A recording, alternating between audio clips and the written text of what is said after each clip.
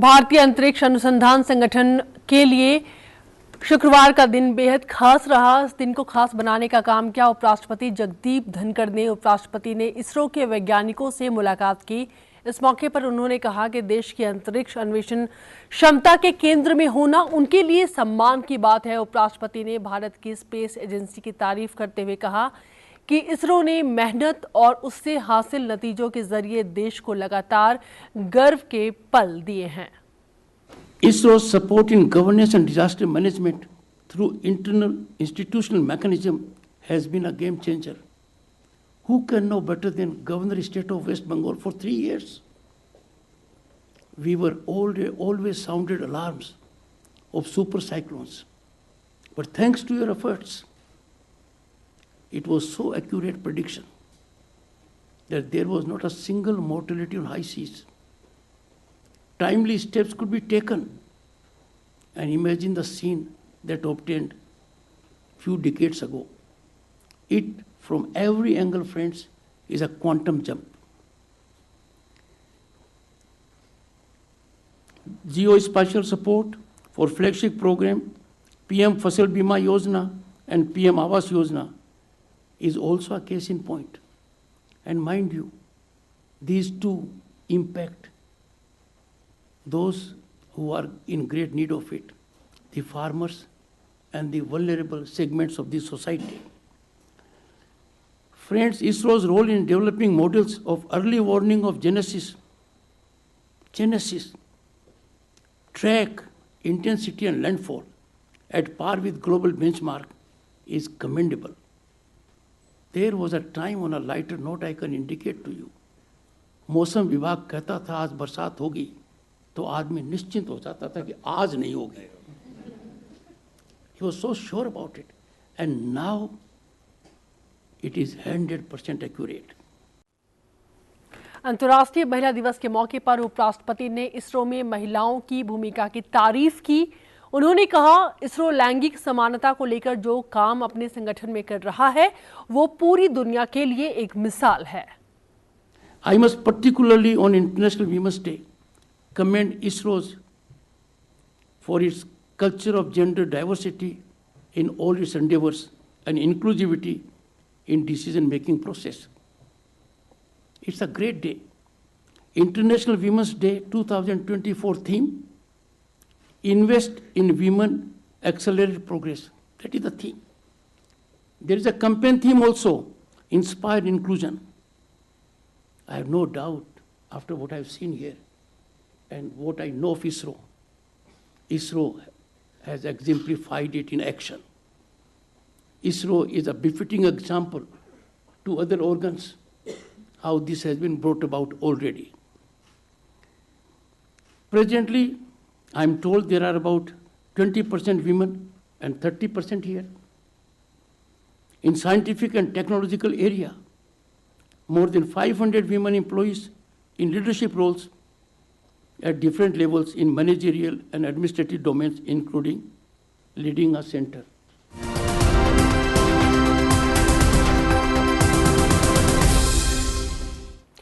उपराष्ट्रपति एक दिन के दौरे पर आज केरल पहुंचे। उपराष्ट्रपति तिरुवनंतपुरम में राजनका पुरस्कार कार्यक्रम में मुख्य अतिथि के तौर पर शामिल हुए। राजनका पुरस्कार का उद्देश्य कश्मीरी शैववाद के क्षेत्र में योगदान करने वाले विद्वानों का सम्मान करना है। इस मौके पर उपराष्ट्रपति ने भारत की सभ्यता का जिक्र किया।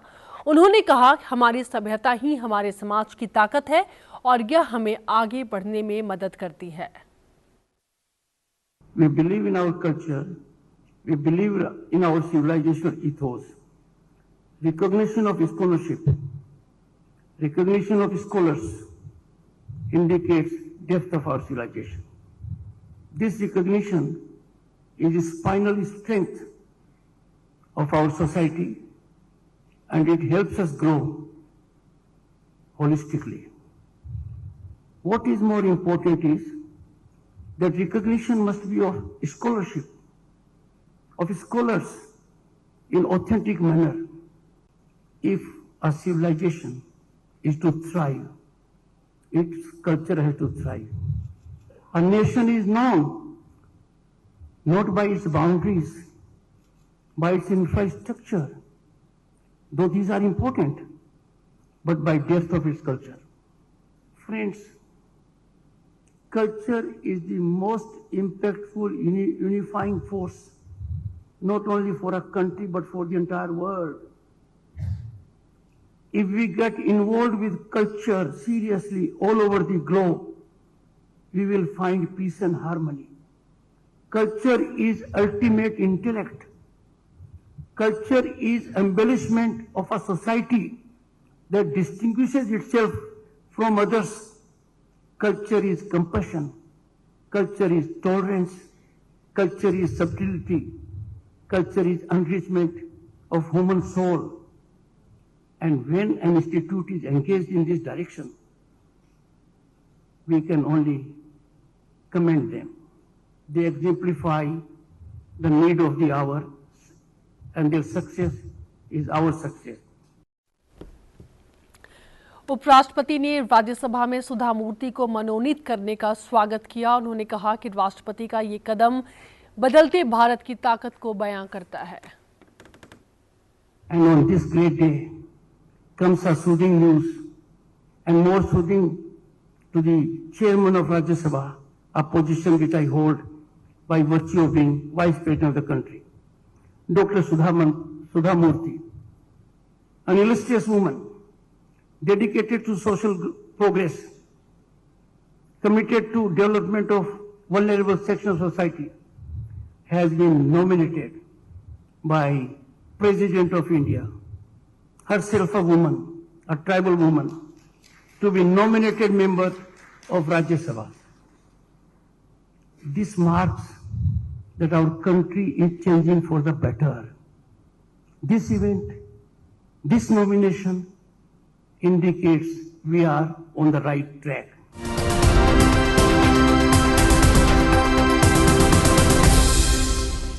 उपराष्ट्रपति दक्षिण भारत के अपने दौरे के दौरान आज तमिलनाडु पहुंचे। यहां उपराष्ट्रपति कोयम्बटूर में ईशा योग सेंटर की ओर से महाशिवरात्रि के मौके पर आयोजित एक कार्यक्रम में शामिल हुए। इस मौके पर उपराष्ट्रपति ने ईशा योग सेंटर की सराहना की।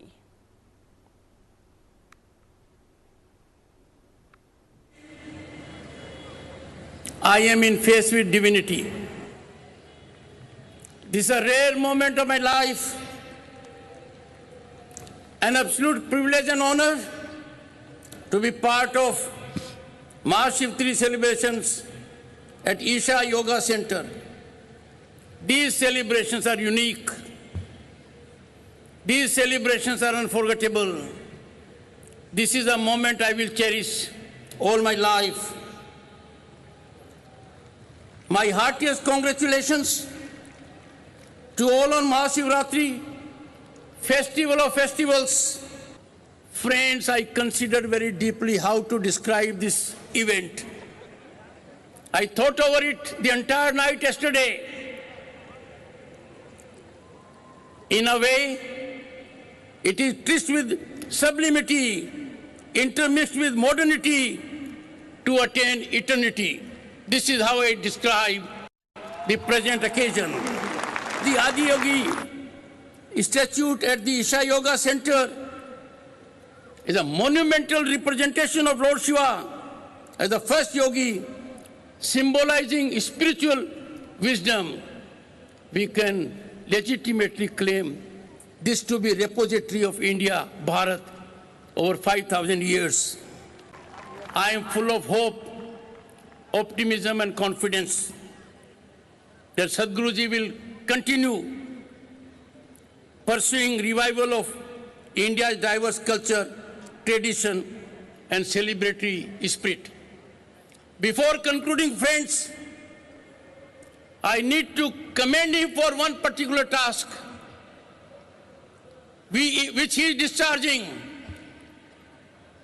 He is resolutely addressing existential challenges to humanity and the planet at a large scale. इस मौके पर यहाँ कई सांस्कृतिक कार्यक्रम भी पेश किए गए, जिसमें देश की जानी मानी हस्तियों ने भाग लिया और अपनी कला को दिखाया। कार्यक्रम में शंकर महादेवन, सिंगर गुरदास मान के अलावा और भी कई कलाकार शामिल हुए।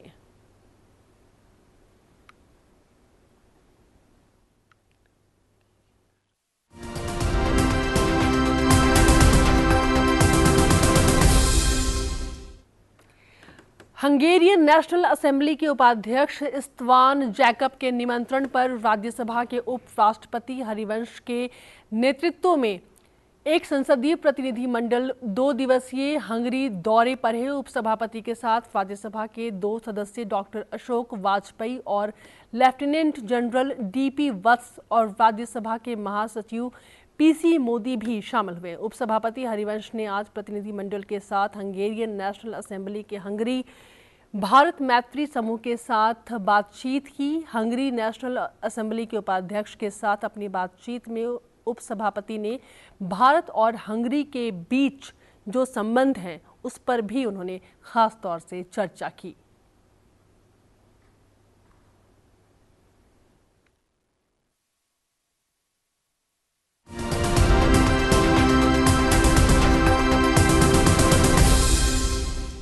प्रधानमंत्री नरेंद्र मोदी ने आज दिल्ली के भारत मंडपम में युवाओं को उनकी क्रिएटिविटी के लिए सम्मानित किया। नेशनल क्रिएटर्स अवार्ड्स कार्यक्रम में प्रधानमंत्री ने 23 लोगों को पुरस्कार दिया। उन्होंने कथावाचक जया किशोरी को best creator for social change का अवार्ड दिया। साथ ही cultural ambassador of the year का अवार्ड मैथिली ठाकुर को मिला। नेशनल क्रिएटर्स अवार्ड कैटेगरीज में दिए गए कई अवार्ड, इनके लिए करीब 1.5 लाख नॉमिनेशन मिले थे। वोटिंग राउंड के दौरान विनर्स का सिलेक्शन करने के लिए लगभग 10 लाख वोट डाले गए थे।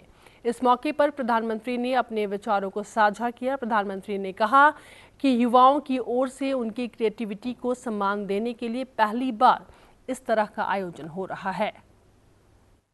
साथियों, जब समय बदलता है, टाइम चेंज होता है, जब नए युग की शुरुआत होती है तो उसके साथ कदम से कदम मिलाना ये देश का दायित्व होता है।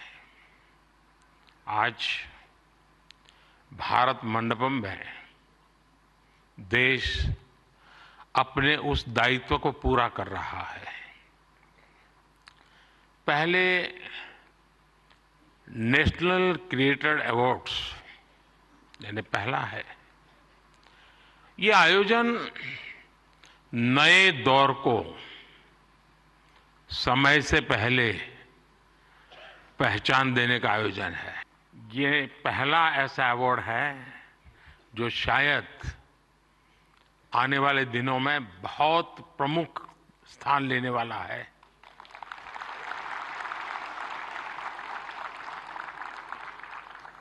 ये इस नए युग को एनर्जाइज कर रहे आप सब युवाओं को सम्मान देना, क्रिएटिविटी को सम्मान देना और समाज की रोजमर्रा की जिंदगी के प्रति जो संवेदनशीलता है उसको सम्मान करने का अवसर है। भविष्य में ये अवार्ड कंटेंट क्रिएटर्स के लिए बहुत बड़ा मोटिवेशन बनेगा। उनके काम को एक बहुत बड़ी पहचान मिलने वाली है। प्रधानमंत्री ने कंटेंट क्रिएटर्स की तारीफ करते हुए कहा कि इनकी हिम्मत और कुछ हटके करने की सोच देश में जबरदस्त बदलाव लेकर आ रही है।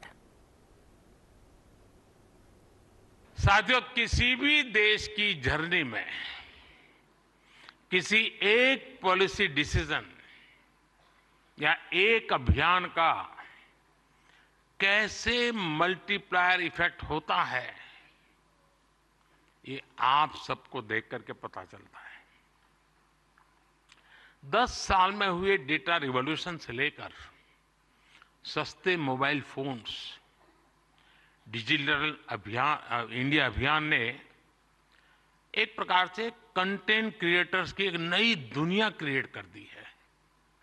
और पहली बार ऐसा हुआ होगा जब किसी सेक्टर की युवा शक्ति ने सरकार को प्रेरित किया हो, सरकार को मजबूर किया हो कि कब तक बैठे रहोगे, इसको भी सोचो। और इसलिए भी आप बधाई के पात्र हो। आज के इस अवार्ड फंक्शन का क्रेडिट अगर किसी को जाता है तो भारत के मेरे युवा मन को हर डिजिटल कंटेंट क्रिएटर को जाता है। साथियों, भारत का हर कंटेंट क्रिएटर एक और बात को रिप्रेजेंट करता है। हमारे युवाओं को अगर सही दिशा मिले तो वो क्या कुछ नहीं कर सकते हैं। अंतर्राष्ट्रीय महिला दिवस पर आयोजित कार्यक्रम में प्रधानमंत्री ने कहा कि हमारे देश की आधी आबादी में पूरी दुनिया की उस बनी बनाई धारणा को बदलने की ताकत है जो कहती है कि भारत में वर्किंग महिलाओं की कमी है। समाज के साथ जुड़ना है और इस भावना को घर घर पहुंचाने में आप जैसे साथी बहुत अच्छे ढंग से इसको कर सकते हैं। देखिए, आज महिला दिवस पर आप इस संकल्प को फिर दोहरा सकते हैं। हमारे देश की नारी शक्ति का सामर्थ्य कितना ज्यादा है वो भी आपके कंटेंट का हिस्सा, प्रमुख हिस्सा हो सकता है। मैं जरूर दावे से कहता हूं जी, आप में से कोई थोड़ा क्रिएटिव माइंड के साथ सुबह से रात तक माँ क्या करती है उसी को थोड़ा रिकॉर्ड करके उसको एडिट करके रखें। देखने वाले उस परिवार के बच्चे चौंक जाएंगे, अच्छा माँ इतना काम करती है। उसी प्रकार से जैसे गांव की जो जिंदगी है, आपने देखा होगा इकोनॉमिक एक्टिविटी में गांव की महिलाएं बहुत बड़ी मात्रा में जुड़ी हुई थी। ये वेस्टर्न लोगों की जो सोच है ना कि भारत में वर्किंग वुमेन नहीं है, अरे भाई वर्किंग वुमेन छोड़, भारत में महिला है तभी तो संसार चल पा रहा है जी।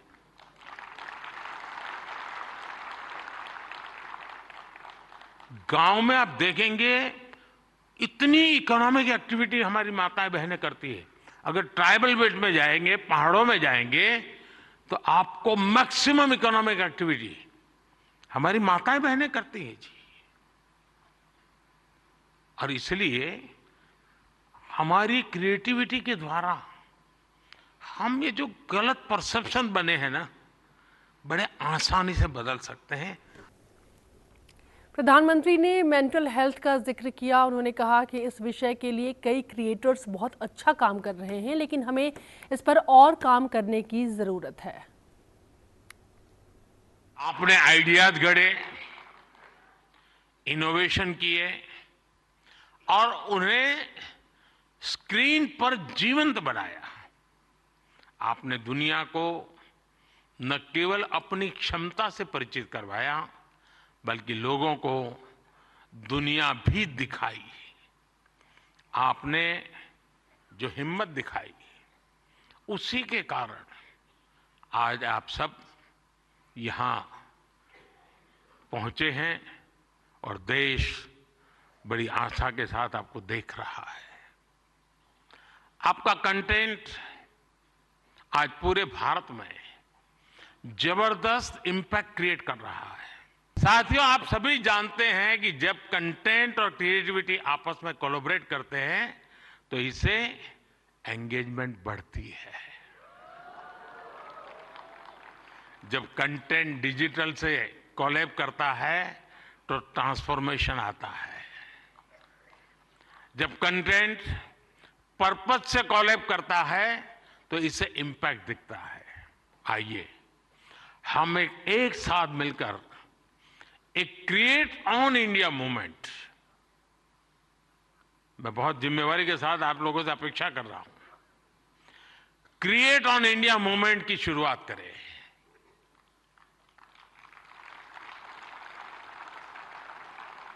हम भारत से जुड़ी स्टोरीज को, भारत की संस्कृति को, भारत के हेरिटेज और ट्रेडिशंस को पूरी दुनिया से शेयर करें। हम भारत की अपनी स्टोरी सबको सुनाएं। Let us create on India, create for the world.